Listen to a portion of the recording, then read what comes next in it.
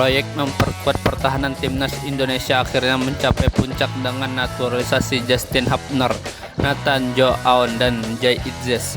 Hubner sudah disumpah sebagai warga negara Indonesia pada Rabu, sedangkan dua pemain lainnya sedang dalam proses menunggu surat keputusan Presiden.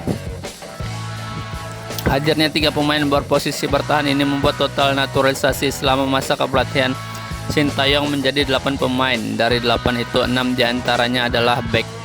Keenam back itu adalah Jordi Amat, Sandy Walsh, Sen Patinama, dan Justin Hubner, serta segera menyusul Nathan dan Jay.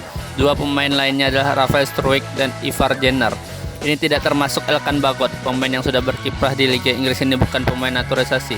Bagot memilih jadi WNI ketika sudah genap 17 tahun.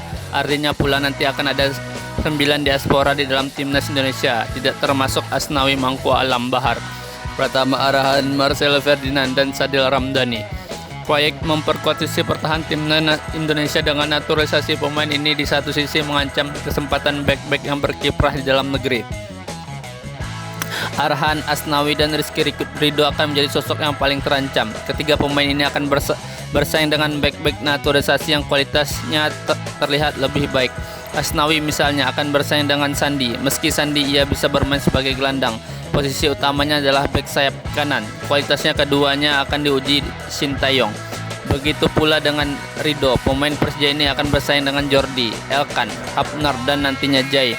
Dalam skema 3 back ada kans Ridho dipilih, tetapi untuk 2 back pemain Persija itu terancam. Situasi ini akan dihadapi Arhan tak kalah berat. Kini pemain 21 tahun ini harus bersaing dengan Sain dan Nathan. Jika mengacu pada 2 laga sebelumnya, Arhan kalah saing dengan Sen Patinama. Sekilas kans pemain lokal bersaing di timnas Indonesia menipis, tetapi tak ada jaminan akan tersisih. Tentu saja kondisi dan kualitas pemain jaminannya. Saat pemain berada dalam kondisi terbaik dan kualitasnya terjaga, Sintayong niscaya melihatnya. Ini bisa jadi pembuktian bahwa kualitas pemain di dalam negeri tak bisa disepelekan.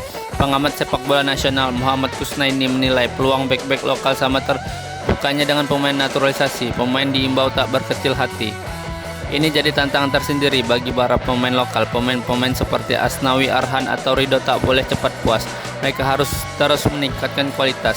Buat saya, persaingan ketat itu wajar saja dan bagus untuk timnas. Sekarang masuk timnas tidak akan semudah dulu.